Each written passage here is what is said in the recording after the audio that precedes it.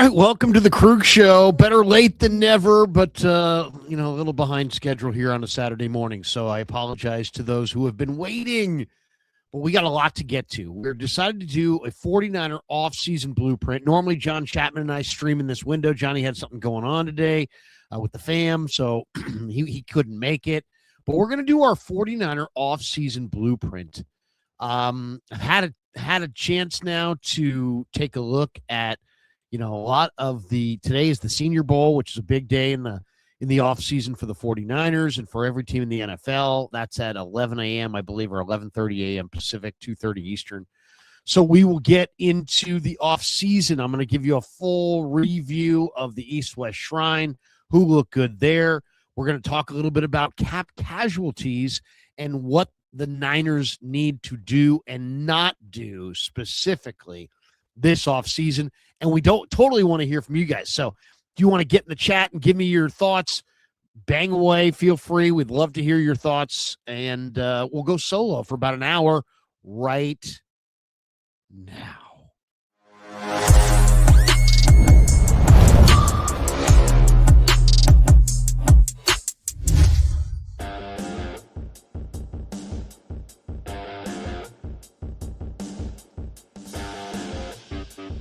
Welcome to the Krug Show, brought to you by Pig and a Pickle. The best barbecue in all of Northern California is Pig and a Pickle. Check them out. They're in Emeryville. They're in Corte Madera. They're soon to open in Petaluma. They're open 7 days a week from 11 a.m. till 8 p.m. or until they run out. And they do run out, so get there early, get some brisket chili. Tell them that Krug sent you, and we are really, really excited to have Pig and a Pickle as the title sponsor of the Krug Show. Give it up for Pig and a Pickle. All right, thank you to thanks for that. We are also brought to you by Sleeper, and we probably should put it on the board. Put it on the board. Man, we're off and running, but we're off and running without our board. There we go. The Krug Show. Do we want that one? We can go with that one. Do we want this one? Let's go with I like this one, actually. We're brought to you by Sleeper. That's right, Sleeper. The link's in the description. Sleeper's been with us all year, all throughout the 49er football season. We love Sleeper. Thanks to Sleeper for being a proud sponsor of the Krug Show. And we should tell you that Sleeper 49er football season all season long, presented by Sleeper, fastest growing fantasy platform in the world. It's a one-stop shop. You get blazing fast news, real-time stats, group chat, season-long leagues, and of course Sleeper picks for your daily fantasy. Use promo code Larry and Sleeper will match your first deposit up to $100. Links in the description. Terms and conditions do apply. And of course I love Sleeper. It's a ton of fun. You guys love it as well. That's why so many of you are doing it, and we will have a Sleeper lineup, a couple of them this week as we get you ready for Super Bowl 60, and we should have a little programming note. The Krug Show will be at Radio Row there at the Moscone Center, live with our brand new Oslo camera that Kev got us. Very excited about this. This little camera is just awesome. It's this little travel camera, and if you can believe it or not, it's like a little traveling studio. Here it is, and it's just this look at this thing. Just beautiful. There you go, little camera. Whoop, whoop. Oh, and it's got a little handle, so I can just record. Oh, it's a beautiful thing. So we will be at Radio Row Monday, Tuesday, Wednesday, Thursday, and Friday. We'll do our KMBR show some of those days from Radio Row. We'll be doing lots and lots of interviews. So if you're on Radio Row, come by and say hello. We're going to put together some video magic, and it's going to be great segments. We'll have live stuff that you can check out from Radio Row. So we'll do some live streams, but we'll do lots of taped interviews from Radio Row, and basically the Krug Show all next week. We'll have videos each and every day with media people, football players, the greater community. I've been doing this for a long time, so I recognize a lot of people, and we'll get a bunch of people on the show. I'm really fired up about it. It's going to be people that you don't expect to see, randoms, but it is going to be awesome. So, make sure you check out the Krug Show all throughout Super Bowl week. We also want to have a little programming note. We are booked for Scottsdale. That's right. The Krug Show on the road for Kev's birthday weekend. We're off to Scottsdale, Arizona, where we will take in Giants baseball. And thanks to our brand new sponsors, we won't tell you who they are just yet, but we do have a couple new sponsors that are sending us to the Cactus League, and we'll be down in Arizona playing golf, watching Giants baseball. We're going to go into the clubhouse, do some interviews with some of the Giant players. We'll do some live streams. Probably going to be right in the middle of NFL free agency because we're going to do it right then in the month of March. And really, I can't even tell you how much I'm looking forward to that. Being able to play some desert golf with my sons, and then talk some Giants baseball with some of the players, which I love, and then at night do some live streams and probably talk a lot of football. We'll talk baseball too, but we'll talk a lot of football because there'll be free agency. It'll be the lead up to the draft. I expect the Niners to be very active in the trade market. So we got our Cactus League trip coming. We got some brand new T-shirts that we're going to put up on the site as well. If you are looking for new merch, because people have asked me, Krug, when are we getting new merch? It's coming, and it's going to be very creative. And I think you guys are going to really dig it. So, but today, what we're going to do is the off-season blueprint of what the 49ers ought to do, and maybe more importantly, what they should not do. Because there are concerns from this vantage point that the 49ers are going to have a limited scope when it comes to personnel once again. They're not going to scour the earth for every new player. They're going to lean on their former past relationships. And this is going to be an offseason where if you see them do that, that will be the wrong move. And I'll explain why. And we'll get into that. But basically, the offseason strategy for the 49ers, as I see it, and this is as I see it, and we'll do a full review of the East-West Shrine and who stood out. And I really feel like there's players that are standing out across the board, and I have a definitive plan for how I would like to see the 49ers go about things. So we'll get into all of it.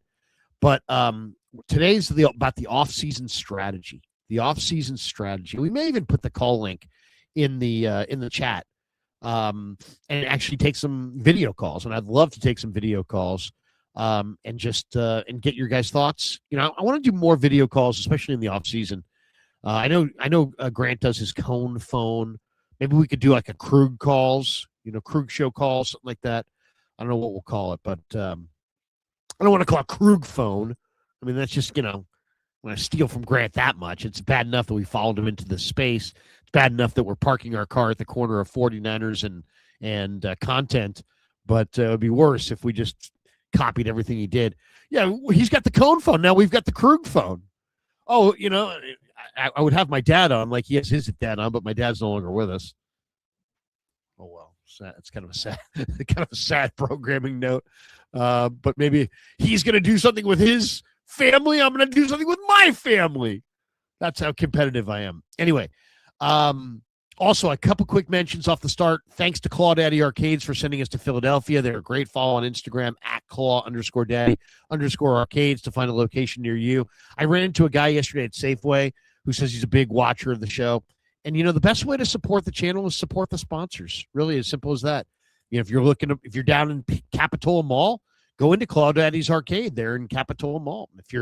If you're out in Emeryville or Corte Madera or Petaluma in 2026, stop by Pig and a Pickle and get a brisket sandwich. Have some pulled pork. Have some barbecue.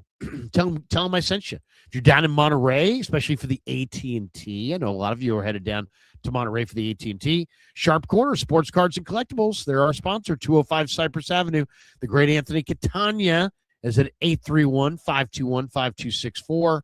And we should also tell you, check out Plank Oakland for the big day, Super Bowl Sunday.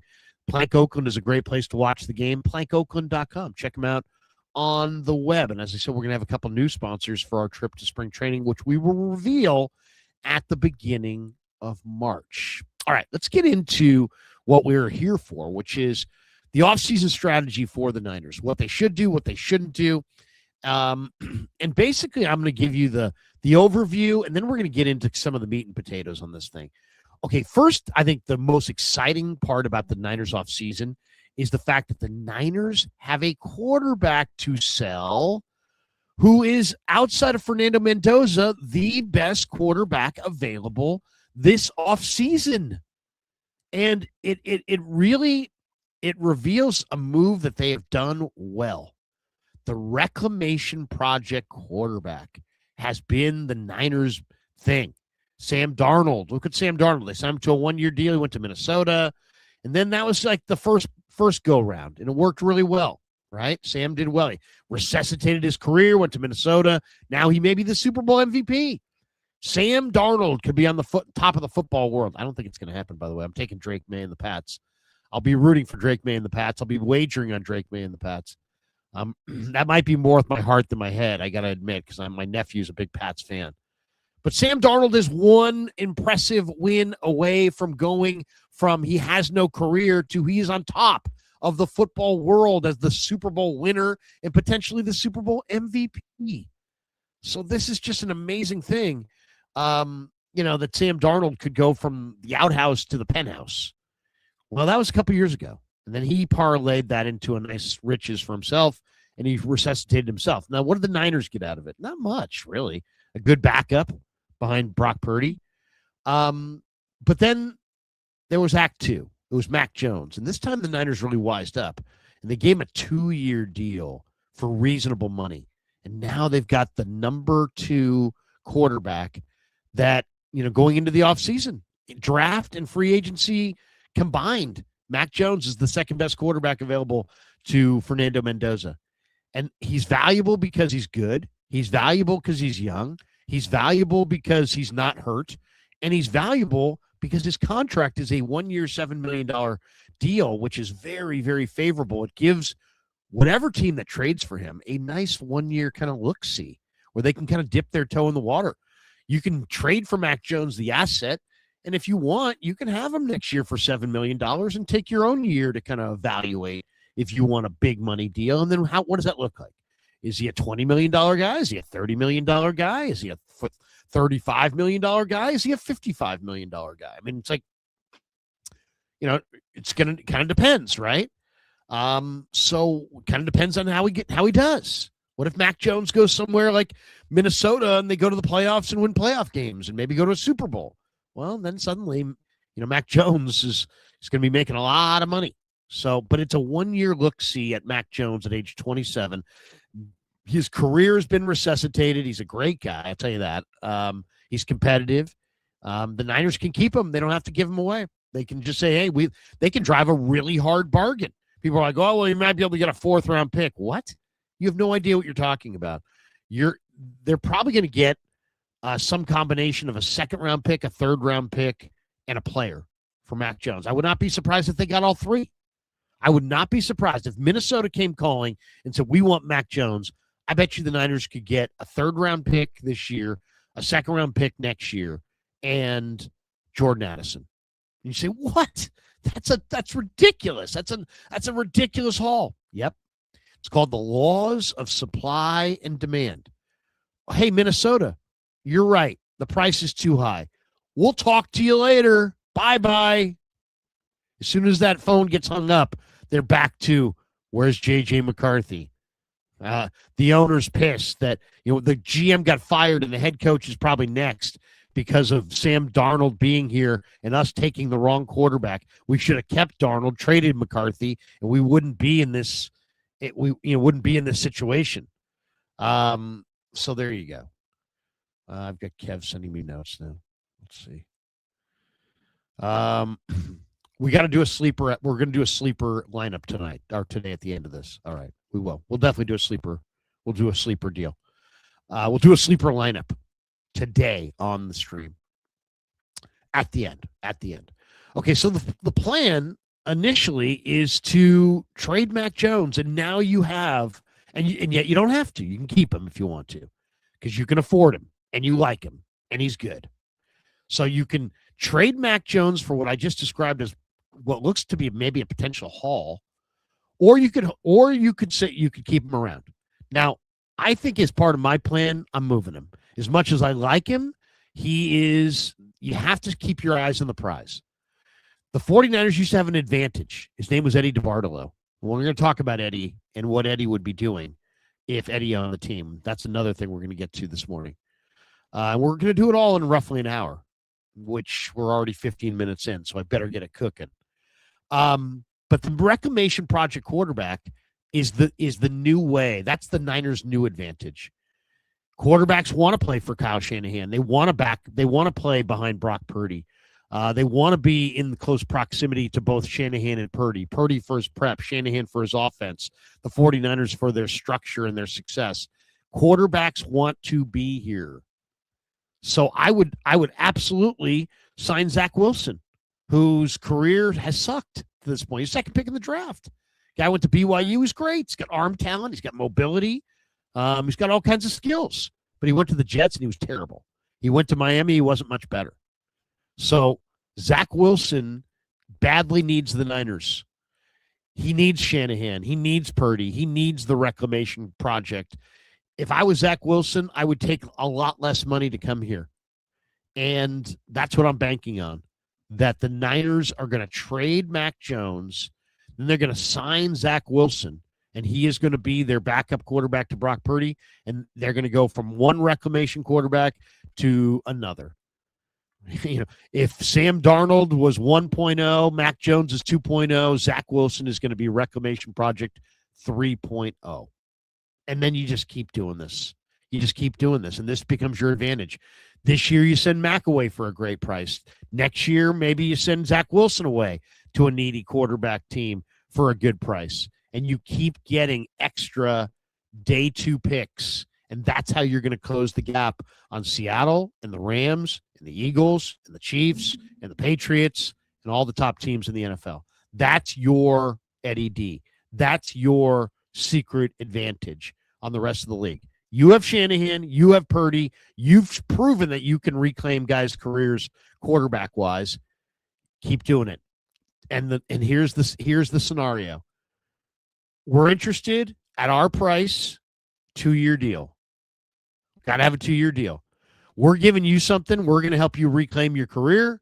You're giving us something. You're giving us an asset that we can trade. It's not going to be the Sam Darnold, treatment where he gets a 1-year deal and walks to riches, and the Niners get just a backup quarterback. They got to have an ability to move you for a draft choice, which helps them build. That's what the Niners get out of it. Why do they keep going to Zach Wilson and maybe Anthony Richardson, maybe Justin Fields? We'll talk about that. Maybe Dylan Gabriel. We'll talk about that. But go sign the next reclamation project quarterback. I'm going with Zach Wilson. You can go with whoever you want. All right. Hire Jim Schwartz. I've now come to the realization that I feel like Schwartz would be a better option than the other guys. And we'll talk about that as well, because I think there's a wrinkle to this that I think if Eddie D on this team, this would be how he would handle the defensive coordinator position. But Schwartz would be at the top of the list just because of the success he's had, and also because of 2 key relationships. The Niners don't just need a coordinator. The Niners need players. Who helped them attract defensive players last year? Robert Saleh. He's not here. He's in Nashville. He's calling up season ticket holders as we speak, saying, "Hey, I'm Robert Saleh. Would you still like to be a season ticket holder of the Titans?" Did you guys see that today? Robert Saleh was calling Titans season ticket holders. "Hey, how you doing? I'm Robert Saleh. And come on down. We want you. We need you. Come on back, Titans fans. It's a new time." That's the only thing. I bet you Saleh's sitting there going, "Man, I don't remember Shanahan doing any of this crap." I don't remember Shanahan being, thinking that, calling people from San Leandro and reminding them that they need to come back to the Niners. And I don't remember Shanahan doing that. You guys want to see it for a second? This is a good one, too. You guys are going to love this. Here we go. Robert Saleh on the phone. How you doing? I'm doing good, man. Hello? Eddie. Hey. How's it going? This is Robert Saleh with the Titans. Good. How you doing? I'm doing good, man. Calling to appreciate to show a little appreciation for your for being a season ticket holder since what, 2013? Yeah, Yeah, that time around, I've only missed 6 home games since we've been in Nissan Stadium. We appreciate the heck out of you. We appreciate the support. And I promise we're going to do everything we can to bring this team, to bring a winner back to Nashville. Well, I like what we're hearing so far from our coach. I like what he's had to say so far, and the hires so far I think have been really good hires. I won't say home runs, but they're really good hires. Eddie, do you know who you're talking to? No, I don't. I'm sorry. Oh, this is Coach Sala with the. I'm sorry. I was in my truck and I didn't hear what you said. No, I thought this was Jacob calling me. No. No. I'm an honest guy. You know, home run is a hell of a compliment. You know what I mean? But I'll be honest with you. I'm on board. I love what you have said since you've been here. No, I appreciate it. I'm all in about play fast, play hard. That excited me. I ain't gonna lie about it. No, I'll tell you what. Words are words. We're gonna do our best to show it, though. That's gonna be what's most important, Eddie. And man, I'm sorry I didn't catch you when you first said that. I was driving to an appointment. I'm on my speakerphone, and I just saw Jacob Carley come up. So I just thought I was talking to Jacob. No, all good. You know what? It'll be a hell of a story for your family, man. It will be. Hey, it will be. And I'm looking forward to meeting you face to face, hopefully soon. God willing, brother. Thank you, Eddie. Appreciate your support, man. Yes, sir. Appreciate it, buddy. All right, take care. Now that is cool. That is cool. Do you know who you're talking to? This is Coach Sala. Oh, I was fixing to get over there. Oh, man, that's good stuff. Good stuff there. Niners are going to miss Robert Saleh. But there he is.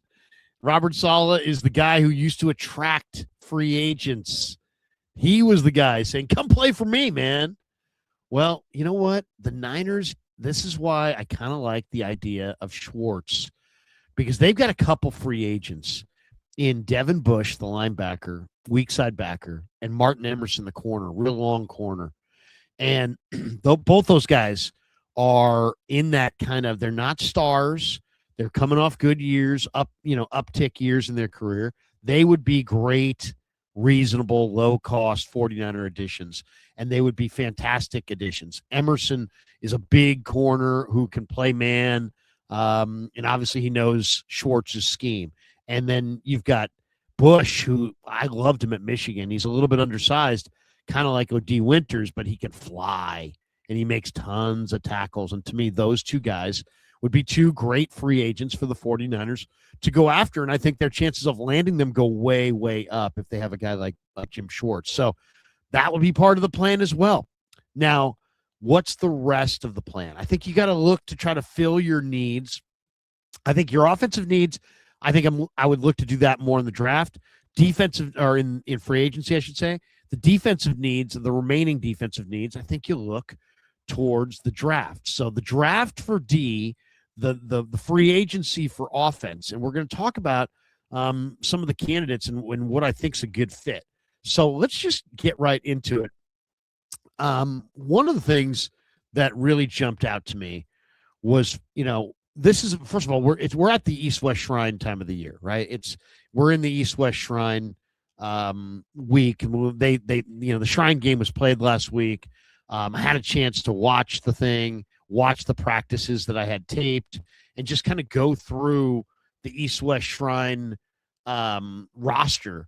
And, it's a good proving ground to me, there were some lessons to be learned from the East-West Shrine week, as far as the people that some of the players that shined during that East-West Shrine practice, and practices, I should say. Couple guys that really stood out to me when I started watching the practices and I watched the game back. The Kansas quarterback. It's a down year for quarterbacks. Okay, so we obviously this was Senior Bowl week, but I haven't reviewed all the Senior Bowl stuff. The Senior Bowl itself is today, so we'll do kind of this for the Senior Bowl going into next Saturday. Next Saturday we'll do kind of a review of the Senior Bowl. But today we're going to do kind of a review of the East-West Shrine, and there were some players that I really think the 49ers need to hone in on that I saw in the Shrine game. And I'm a believer in the college all-star circuit. Why? Because it's really the only time that you're going to see the best against the best. You're going to see the best college football players, but you're not going to see them in their natural habitat going up against guys who are future whatever. You're going to see them go up against future NFL players. And this is the only time you're going to see that. You know, the East-West Shrine game, the American Bowl, which was played earlier, which I also watched. And then, of course, today's Senior Bowl in Mobile. Then you've got, after that, it's not football. Then it's workouts and times and running and cones and benching and jumping and, you know, seeing what kind of athletes these guys are. And I've always believed that you scout football players by watching them play football, not by watching them work out in sweats or spandex, you know, in a dome in Indianapolis. And I think really, if you don't watch football, but you do watch the combine, you're gonna have guys that you think that are great that can't play dead. And then there's gonna be guys that are really good football players that you're gonna be like, he didn't stand out that much at the combine. And so you got to remember, it's not you're looking for guys. It's not a track meet. It's not a track team. You're looking for guys who can play the game of football. So let's get into the East-West Shrine and who stood out. There are some guys that really stood out to me. The Kansas quarterback, Jalen Daniels. All right, he's a late-round quarterback, 6 feet, but he's 220 pounds. And he's a mobile, athletic quarterback. He's from Lawndale, California. He had a great year this year, 22 touchdowns, 7 picks. This guy's probably an older player. He spent 6 years in college. He's been in college since 2020. And his completion percentage is kind of low, to be honest. It's roughly around 62%. If you look at it, how it averages out throughout his career. But the mobility, the playmaking in a down year for quarterbacks, this is a day 3 guy to throw a flyer on. Jalen Daniels. Athletic quarterback who can move and make plays off schedule. I thought he really looked good this year. I saw Kansas a couple times. This kid's got some talent. And in a down quarterback draft, he's a late round. You take a late round flyer on him. The other guy that might be kind of a sleeper with the 49ers looking to kind of look for help for Christian McCaffrey is the Navy running back, Eli Heidenreich. And he was a Navy wide receiver. In fact, he's Navy's all-time leading receiver in history. But he also plays running back, has over 1,100 career yards as a running back, 6 feet, about 205 pounds. He's a Pittsburgh, Pennsylvania kid. He had like 51 catches this year, 6 touchdowns. We're talking about a guy with really good speed. I mean, they clocked him at 4.54. I think he's going to run faster than that. And he can really separate. I mean, you're going to have a hard time covering this guy. And at the Shrine practices, he was just ripping the linebackers. I mean, they just could not hang with him at all. And if you look at this guy, you're thinking, wow, this guy can catch it. He can run. He's got speed. He can separate. As far as what round, I think he's a day 3 guy for sure. Maybe even a late day 3 guy. Maybe even a UDFA.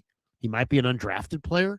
But Eli Heidenreich from Navy is, if you haven't checked him out, check him out. I mean, there's a little bit of Cooper Kupp in this kid. There's a little bit of McCaffrey. I mean, there's some explosiveness, and this is an athletic weapon who's played wide receiver, and he can catch, and he can run. He's interesting. I mean, Navy has a couple. Navy was pretty good.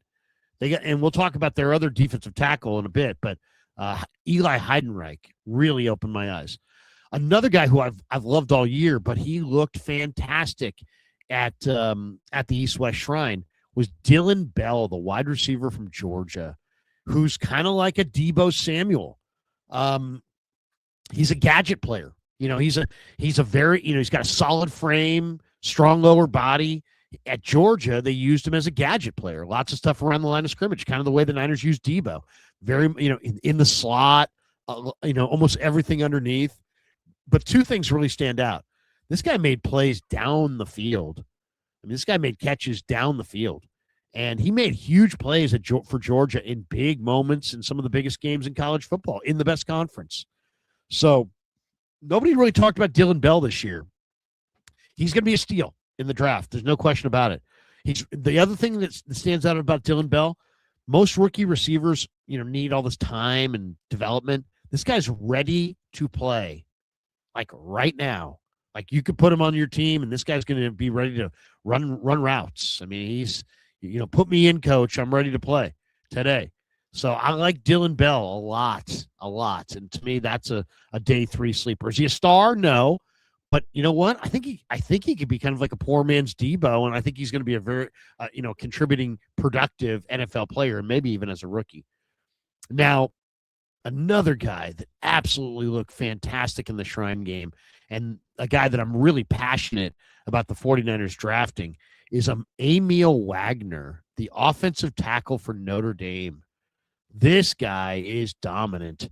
34 and 5/8 inch arms, got really long arms, 10 and a quarter inch hands, big meat hook hands. This guy needs technique refinement. There's no question about it. He needs coaching. He needs to put on weight. He's 6'5", he's 302 pounds, but he's got a frame where he could easily be 6'5", 3 1/4 in 2 years. But the movement is awesome. This guy moves really, really well. He played both right tackle and left tackle at the East-West Shrine and showed eagerness to play both. This guy's a worker. Man, I want this player on the Niners. He's a left tackle. He's a right tackle. The Niners need this guy. And there's a nastiness. What I love the most about Emil Wagner, he's nasty. He's finishing guys.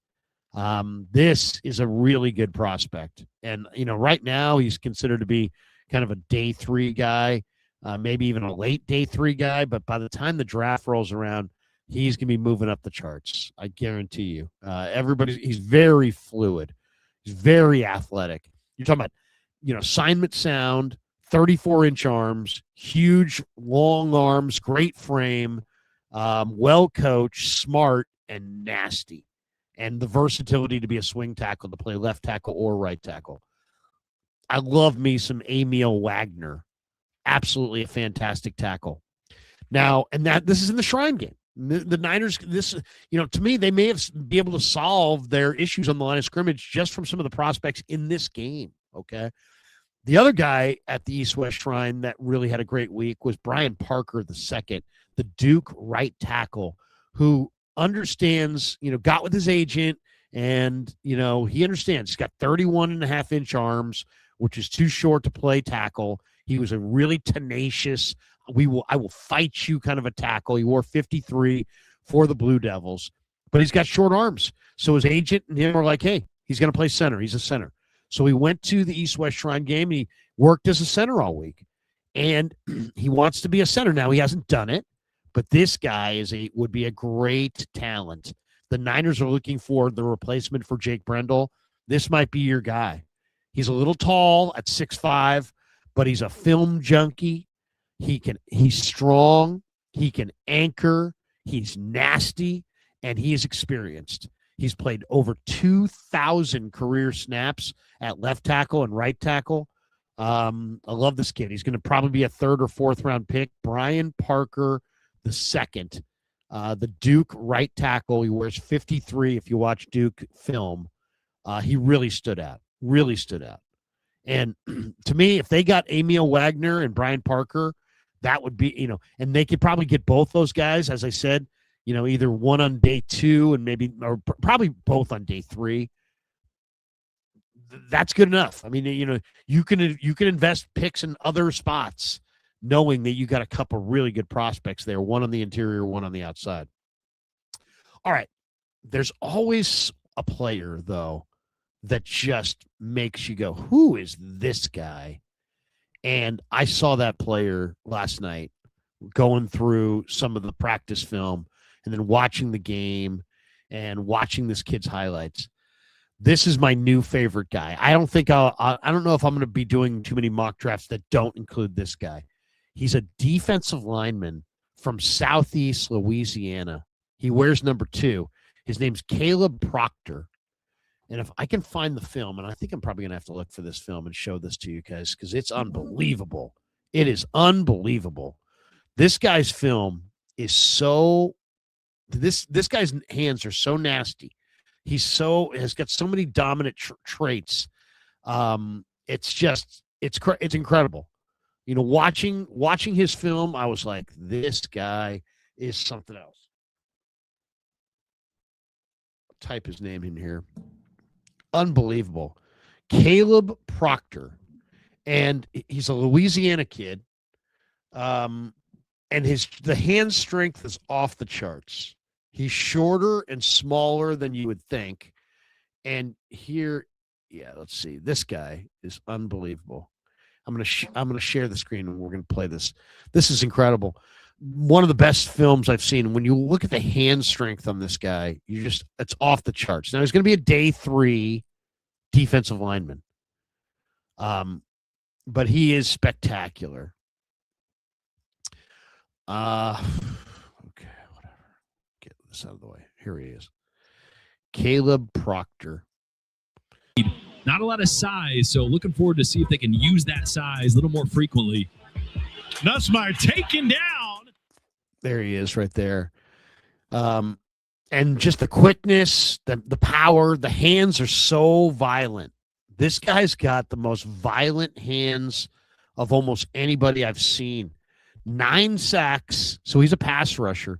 He's from Oak Grove, Louisiana, and he's just quick. We're talking about 6'1", 280 pounds. He's not 310. He's a situational rusher.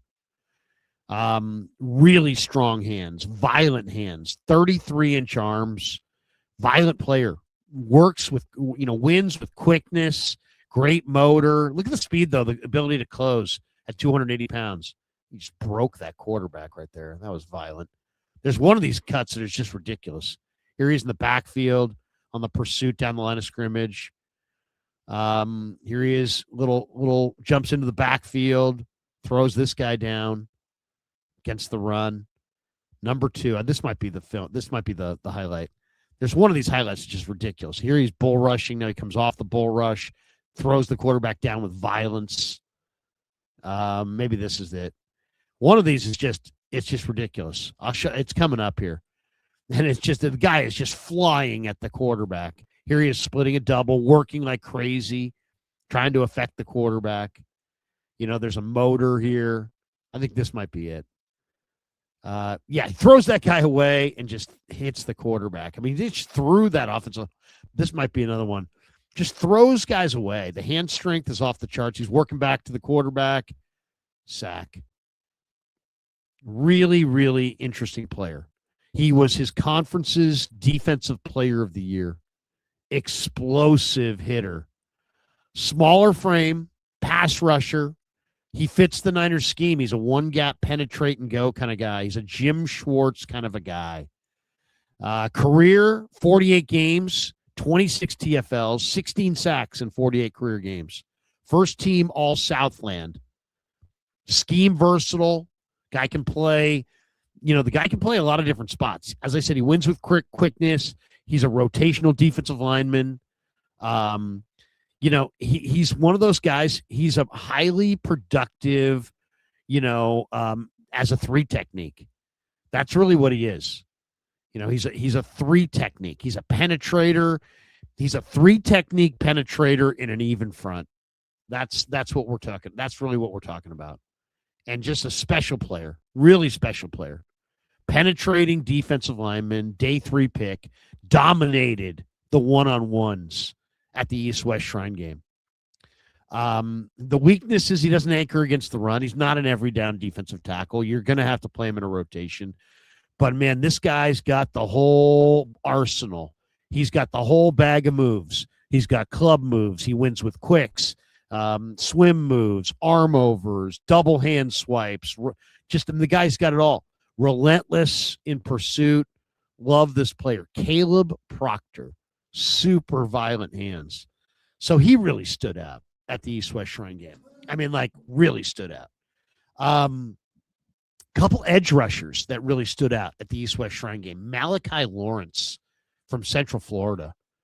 just the speed off the edge, the motor, the quickness, the length.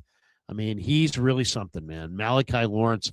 And then Wesley Williams from Duke, who, really leaned out. This guy played at around 260, 265.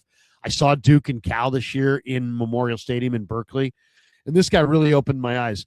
6'3", played at about 260. Now they weighed him this week at 251 pounds. He's lost weight, and he looked awesome in the one-on-ones.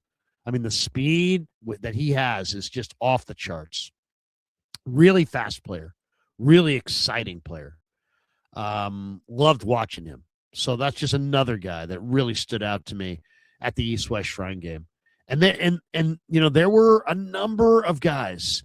This was a really, really good year for the Shrine game. I mean, already I've given you several guys that I really like. But if that was the list, that would be something. But that's not the list. And by the way, they played this thing at the Star, which is the Cowboys' practice facility, Ford Center at the Star in Frisco, I believe it is. I'm not sure about that. I think it's in Frisco, Texas. And what a facility. The guys were talking about it, and they did the drone tour of the Star. I mean, Jerry Jones is an idiot as far as trying to get involved in football, but he's a business genius, and that Star has got to be the most beautiful practice facility of all time. A linebacker that I'm sure Jerry had his eyes on, that I have known about for a long time because I'm a Texas A&M fan, is Torian York. And before you go, Krug, come on, man, he's not NFL. This guy has been a great player for a long time. Now he's small. He's 5'10", and he's 232 pounds. He's small. But man, this guy was a 4-year starter in high school at a top-tier program that contended for state titles. And he was a 4-year starter. This guy started as a freshman at like the Division 7-8 level. We're talking about the best level of high school football, and this guy was a starter as a freshman. 5'10", 232 pounds, but just incredibly active, incredibly fiery and passionate, plays with urgency, super productive, major hitter. He's from Temple, Texas, plays big in big games, had 11 tackles against the Longhorns in the A&M Longhorn matchup, 72 tackles on the year and 1 sack. Started his entire career for the Aggies. He's too small to play, but then you watch him and he's good. And he just keeps showing up at the ball and he hits. You know what he reminds me of? And I'll be really eager to see how he works out, how he runs specifically. Reminds me a lot of the guy that the Seahawks have on their second level, Drake Thomas, who's like 5'10", 228 pounds. This guy's 5'10", 232 pounds. And he plays fast, and he plays violent, and he's got great instincts, and he loves to play, and the motor goes all day, and he plays to win. I love me some Torian York. He's going to be a day 3 guy, and he's going to be a steal. He is going to be a steal. Torian York. There are other guys that are bigger. There might be guys that even work out a little bit better, but this guy's film, go watch this guy's film and tell me you don't want this guy. Niners need to find themselves an entire new linebacking core. They got Fred, and they got Bethune, and they got Nick Martin if he's okay, and that's about it. They need 2 or 3 linebackers, and we're going to tell you some guys that I really like before we're out of here. And I love Torian York. Another guy at the Star in the East-West practices during that week that really stood out, Devin Marshall, the cornerback for NC State. NC State does an incredible job at developing defensive backs. They've had a number of good ones through the years. This kid's a Boston, Massachusetts kid who started his career at Catholic Memorial High School in Boston and then went to Villanova and then transferred. And he's a terrific corner, long, powerful, really good technique, field fast. I'm eager to see what he runs. He gets a little grabby, which I don't like. But we're talking about 6 feet, 200 pounds, and tough. 24 tackles and 2 picks this year. He's a kick returner. He's a punt returner. He's super, super physical. Totally shut down Deuce Robinson, the big 6'6" receiver for Florida State in their matchup against Florida State. I love this kid, man. I love his mentality.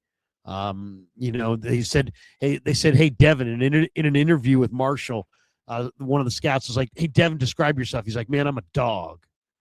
he's like, I'll compete on every snap. And the recovery speed is really, really nice. Really nice. I'm not sure where he's going to go in the draft, Devin Marshall, but that's a corner with some length and some fire and some competitiveness. And you could do a whole lot worse than taking Devin Marshall, the cornerback at NC State. Cole Wisniewski, the Texas Tech safety. Now, there's some debate of his exact size. Some people list him at 6'4", 220. He looks tall. Other people list him at 6 feet, 215. So he's from Wisconsin. He's from Sparta, Wisconsin, and he's just a very productive player. He had 10 tackles in the game against BYU. He's a big time player and looked good all week in Frisco. So, and he really, you can see this kid takes practice seriously. He's very productive. Now, he was on a Texas Tech defense that was freaking stacked. So you got to factor that in. He may not be quite as good as his film indicates, and he's a day 3 guy. But man, he sure showed up a lot. You watch the game, you watch the practices, you watch his film. It's like this guy shows up the ball, makes a lot of plays. Cole Wisniewski for Texas Tech as a safety, some kind of a safety, hybrid safety. I don't know. He's going to be a day 3 guy. I'm eager to see how he works out. I don't expect him to work out really well. And that could push him into like a late day 3, almost a UDFA role. But he could be an incredible steal if you get him late on day 3. The defensive MVP of the game was Mason Rieger from Wisconsin, who's an Illinois kid who started off at Louisville and transferred. And this guy has got a motor, man. 5 sacks this year. He had 3 sacks in the game, in the Shrine game. 6'5", 250. He's probably a day 3 sleeper. Needs to get stronger. He may not be he may not be a fit in the Niners, wide 9 because he's not, as far as strength at the point is not his deal. He's more of a burn the edge, high motor, play with your hair on fire guy. But man, if you're looking for somebody to provide a little speed off the edge and you're looking late in the draft, day 3, this guy, scouts are going to remember this guy was the defensive MVP of the Shrine game, and that could help him get drafted. I think he's probably a late day 3 guy. Is there a sleeper quarterback at the Shrine? Well, I thought it was Mark Gronowski. He was the offensive MVP. He's the Iowa quarterback. He's interesting. I mean, 6'2", 235 pounds, and I don't know if he's going to measure at 6'2". He looks a little shorter than that to me. But he's like this year's Brock Purdy. He's very athletic. This guy shows a strong arm. South Dakota State transfer. He started there at South Dakota State, I think for the Jackrabbits, and then transferred. 545 rushing yards this year. So that's pretty damn good. And 16 rushing touchdowns. And he showed that he could drive the football. So Mark Gronowski for Iowa. I mean, I need to watch more of him. He's definitely not a day 1 or day 2 guy, but Gronowski definitely opened my eyes. He is a prospect. He is a legitimate NFL prospect. All right, so those are some of the guys that really stood out at the Shrine. As I said, Caleb Proctor, never seen him before. I don't watch Southeast Louisiana during the year, but the hand strength and the violence and the pass rush, that's definitely a guy that I would want on day 3. And then Amia Wagner, Dylan Bell, Brian Parker, those would all be very, very good gets, let's just say, if you're looking to add somebody. All right.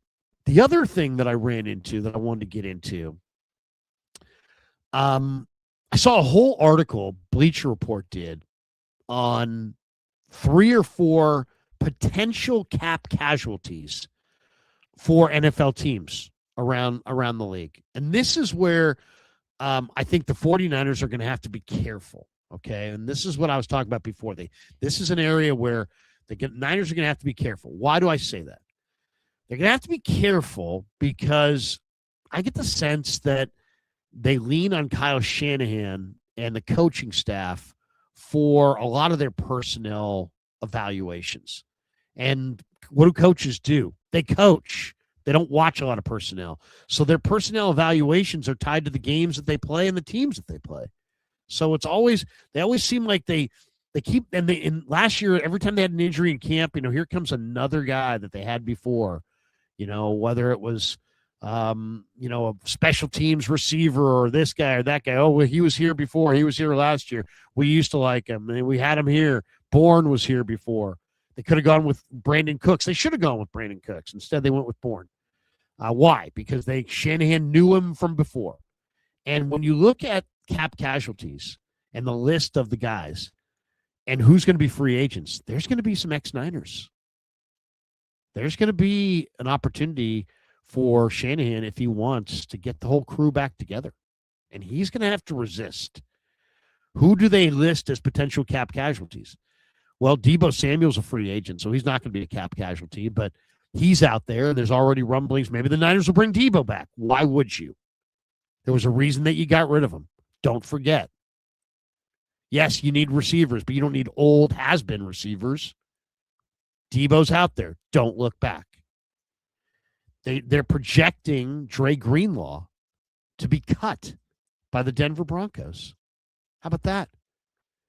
The Broncos will save $6 million if he's cut before June 1st. And he's only 28. But he played only 58% of the snaps in the games that he played this year, and he only played half the games. He only played 8 games. Didn't even play half the games. Played 8 out of 17 games. And in those 8 games, he played only 58% of the snaps. Greenlaw had groin injuries this year, ankle injuries, hamstring injuries, quad injuries. Do you see what I'm saying? He's breaking down, but he's out there, and the Niners need linebackers. And everybody knows how much everybody loved Dre. And you know that you're going to win the day PR-wise if you re-sign Dre. And could you imagine all the people that are going to be celebrating this? The Niners have re-signed Dre Greenlaw. They brought Greenlaw back, man. It's awesome. No, it's not awesome. There was a reason that you said goodbye. Don't forget that. Don't forget why you said goodbye. Another guy who they say is going to be a cap casualty, Eric Armstead. The Jaguars can save $2.3 million if they cut him before June 1st. He's 32. He's done. He only had 16 pressures this year. He's not strong enough to stand up as a tackle, and he's not fast enough to burn the edge as an end. He's just kind of an upright tackle who's older. So stay away. Don't look back. Don't go back to Deebo. Don't go back to Greenlaw. Don't go back to Eric Armstead. Guess who's another guy who they say is going to be a cap casualty? Javon Hargrave. The Vikings are going to cut Javon Hargrave. He's 32. The Niners need a pass rushing interior tackle. Once upon a time, they gave him a ton of money to be a pass rushing tackle. Don't go back.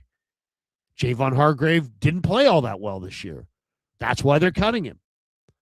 So, all right. Kev wants to do the sleeper lineup. Let's do the sleeper lineup. We'll go a little sleeper lineup right here, and then we'll finish up on the video because I got a couple more things to share, or on the live stream. All right. Once again, thanks to Sleeper for being a proud sponsor of the Krug Show. We did the read before, but check out Sleeper. The link's in the description. They will match your first deposit up to $100. Here is the sleeper matchup for Super Bowl 60. All right, what am I passionate about here? TreVeyon Henderson has seemed like he's kind of out of the mix. So, I think TreVeyon Henderson probably gets less than 5 rushing attempts. So I like the less than 4.5. So he's barely touching the ball. Sam Darnold, I think for sure against this good secondary, is going to throw an interception. So give me Sam Darnold with an interception. The anytime pick for Sam Darnold. Drake May likes to run and is actually kind of an underrated runner. And this is a really good defense. What's the rush yards? Rush attempts? Ooh, do I go rush attempts or rush yards? Rush yards is a little high. Rush attempts is a little high. But you know what? I'm going to go. I think. Oh, God, wait a second. Let me go. Rush attempts. That's kind of. Well, let me go rush yards. Let me go more on the 37.5 rush yards. I think he's going to run. I think it's a big day for Diggs. Let's see Diggs. I like Diggs over the receiving total. 43.5 receiving yards. More. Definitely more. Love that one. And do we have one more? Let's look at one more. Well, who else could we get here that we like? Oh, I want a JSN touchdown. There's just no doubt that JSN is going to score a touchdown. Anytime touchdown for JSN. No question. All right, let's see what it looks like. So we've got, there we go. 10 to win $206.10. I love it. And we've had a lot of fun with Sleeper all year. So what do we need to win? We need Diggs to have 44 receiving yards. We need Drake May to have 38 rushing yards. We need Travion Henderson to have 4 or fewer rush attempts. We need Sam Darnold to throw an interception, and we need JSN to score a touchdown. If all those things happen, winner, chicken dinner. $10 turns into $206.10. Thank you, Sleeper. No, we have had a lot of fun with Sleeper, though. Sleeper is so fun. And we'll do probably 1 or 2 more lineups throughout the week, at least, maybe more. We'll do a lot. We're doing lots of content next week from Radio Row. But thanks to Sleeper for being a proud sponsor of the Krug Show. We love Sleeper. Get a $100 deposit match up to $100. Use code Larry. Don't forget to use code Larry. The link's in the description. Terms and conditions do apply. And thanks to Sleeper for everything that they do. Thanks to Sleeper for being a proud sponsor of the Krug Show. All right, what happened? Did I knock myself off? No, there we go. Hey, I'm back. All right. Okay, we're almost an hour in. We got about 1,000 people in the room, and we got 8 supers. Why don't we hit our supers right here, and then we'll jump back into this discussion on cap casualties, because there's a couple points I want to make on the cap casualties. Mars says, morning, Larry. What's the likelihood that the Niners actually hire Jim Schwartz? Need to make some moves this offseason. They can't be passive. It's hard to say, but I would say I think Jim Schwartz coming to the Niners would probably be his fastest ticket to getting a head coaching job. So if he wants to be a head coach, I think this would be a great spot. Now, he may look at the Niners personnel and go, you know what? There's too much building. I don't have Myles Garrett. I don't have Denzel Ward. I don't have Carson Schlesinger. They have 12 needs. They need they need to move on some of these offensive guys. What are they going to spend? They didn't spend any money last year. They're not going to spend money this year. So Schwartz may look at the Niners and go, they're not good enough and they don't have the ability to be good enough, and I don't want to be there. But I think if he's convinced that they either have enough talent or have enough commitment, I think he's going to be here.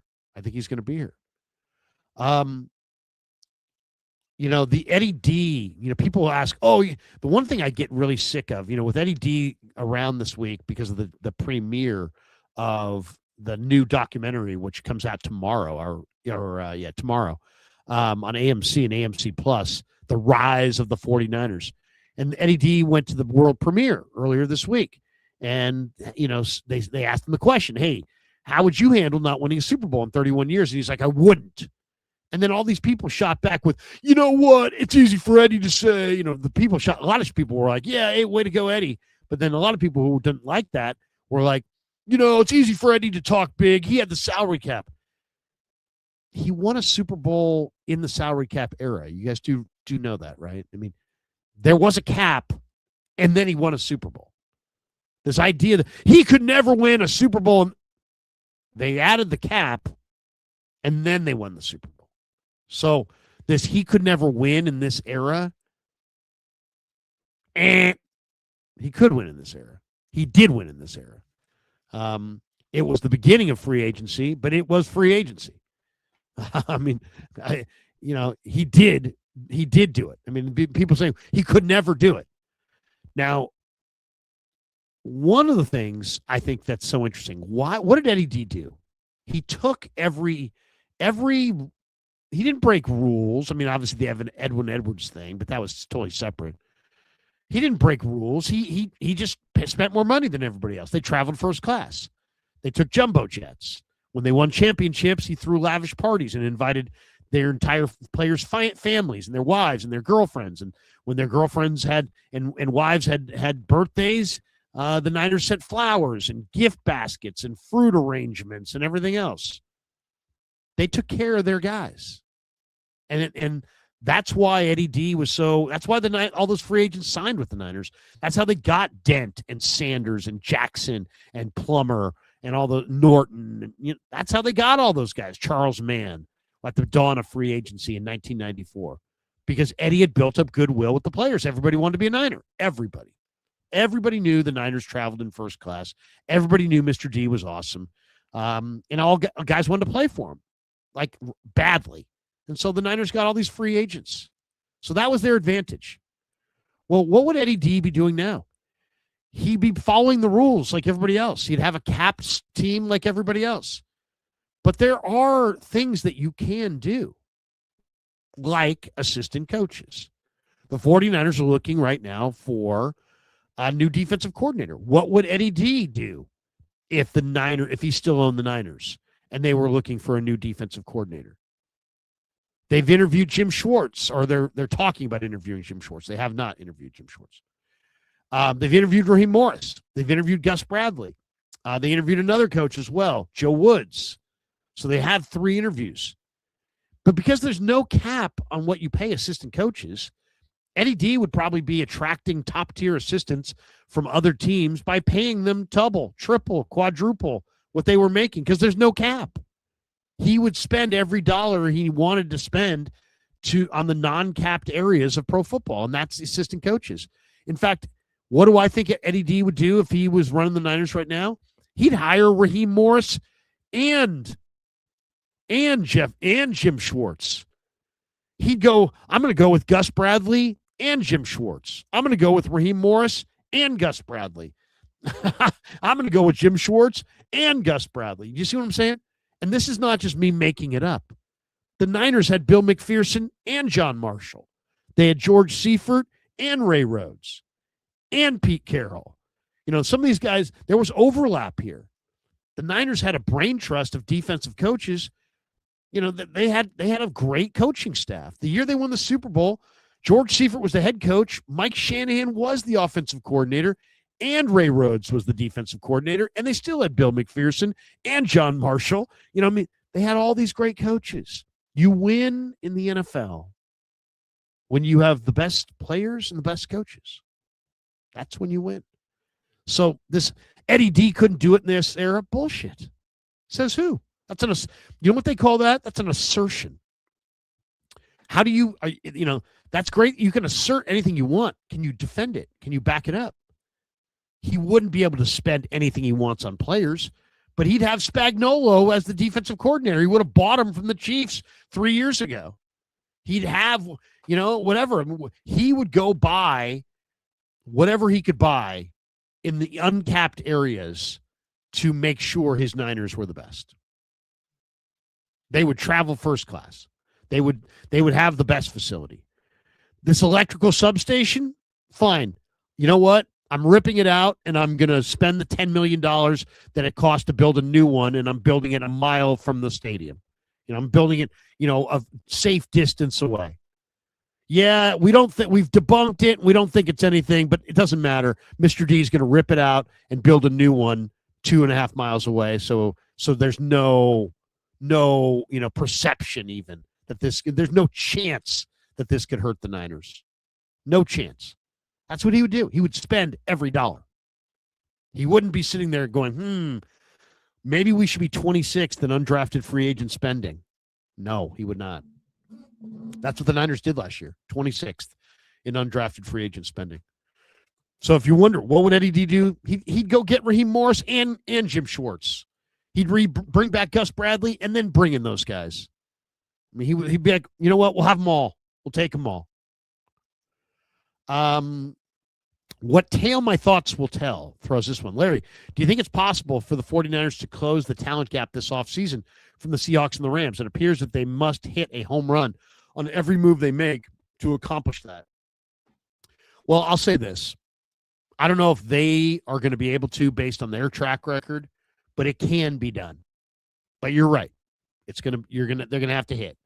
They're going to have to hit. They're going to have to hit at a high rate. I hope they're watching today because they're going to get some good ideas on this show before the thing is done. I'm going to give you some more good ideas before we get out of here. You guys are going to like. Just the tip. It hurts. Oh, my God. The 49ers not getting Schwartz. Bradley, watch. Shaking my head. Guys, Bradley is a good coach. Robert Saleh's defense was ranked 24th. Bradley was in charge of the red zone. The red zone was ranked 14th. This talk that he can only play one coverage is crap. This is a very smart football man. Do not fear Gus Bradley. This is not Nick Sorensen. This is not your father's Nick Sorensen. Stephen Draper, Zion Young is a monster. This is another topic. I agree. Zion Young, Missouri, defensive end. Highly likely in my thought process, if they're there at 27, that's probably the guy I would take. Zion Young. Love Zion Young. Now, he fought with Michigan before a game. Okay. Has a DWI on his track record. Does that mean the Niners are going to steer clear? This is what Dante Whitner was talking about. You got to sometimes get in bed with some guys who have had some issues. It's not always going to be, not every guy is going to be, Juice from Harvard with a clean resume. Sometimes you're going to have some guys who are rough. Charles Haley, Aldon Smith. You can't win if you don't consider the Charles Haleys and the Aldon Smiths. You got to consider great players who have some issues. This is a great player who may run a little hot. He's got great strength. He's an amazing rusher, 6'5", 260, nasty. The power that this guy showed in Mobile was off the freaking charts. It was like Highway Zion Young. Here he comes. He bowled over J.C. Davis, who I really like. It was ferocious. It was ferocious. I love Zion Young. He's a monster. Good call. Good call, Stephen Draper. What tale my thoughts will tell. Larry, would love to hear your opinion on Eddie DeBartolo's blunt reaction to the Niners Super Bowl championship drought, about its frustration, saying, I wouldn't. Would Eddie D's ownership approach work in the 21st century? Yeah, I think we're hitting that right now. Talking about that right now. Mendez says, watch them bring back Jimmy Ward and Dre Greenlaw. Jimmy Ward, I like, but I wouldn't look back. Football players have one prime, okay? It's not Barry Bonds and Roger Clemens where they have a second prime. Once you've crested the hill, it's time to get off. That's why Bill Walsh was like, hey, man, I'm getting rid of guys 1 year too early instead of 1 year too late, because he knew that reality. Once you start to go downhill, you don't have football careers go like this. It's a regular arc. It's a regular arc. There's not arcs and then a second. It's not a camel. You know what I mean? It's not a camel. Once you're on the downside, you're on the downside. Get off dudes on the downside for sure. Do not go back to them. There's no room for sentimentality in football personnel. None. Sorry. Corey Wiggs, trade Mac Jones to the Vikings for their second-round pick, number 49. Trade your first and a second for Max Crosby. Draft best player available at 49. Good deal. I'm out of the trading multiple picks for one guy, especially as he's approaching 30. I know Max Crosby's a great player, but for how long and at what price? Can you afford to have? We're going to talk about this as well. Can you afford to pay? Two edge rushers, what Bosa and Crosby command together? I would say no. I love the idea. I like part of that, but the Max Crosby part I think is unrealistic. The other thing is I think you got to understand who you're dealing with. This isn't fantasy sports. Mark Davis is a fool. And fools do things. I mean, if you don't know that, I mean, he is. And they're the worst team in football. They're the worst organization in football. He hates the Niners. The last thing he wants to do is see Max Crosby leave his team and go play for the Niners. I think Mark would take less. Mark would never eat again at P.F. Chang's instead of trading Max to the Niners. What tale my thoughts will tell. If Eddie D was still running the organization, do you think he would have found a way to hire Bill Belichick? Yeah. Yes. Pay him a fat amount of money.